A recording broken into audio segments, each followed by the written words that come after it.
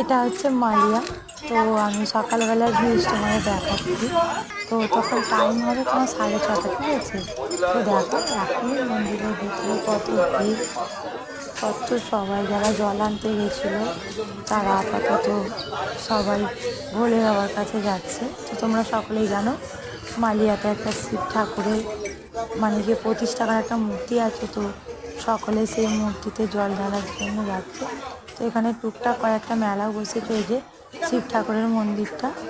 আর এখানে সবাই আগে ভোলে বাবার মাথায় জল ঢেলে তবে তারকেশ্বরে জল ঢালতে যায়।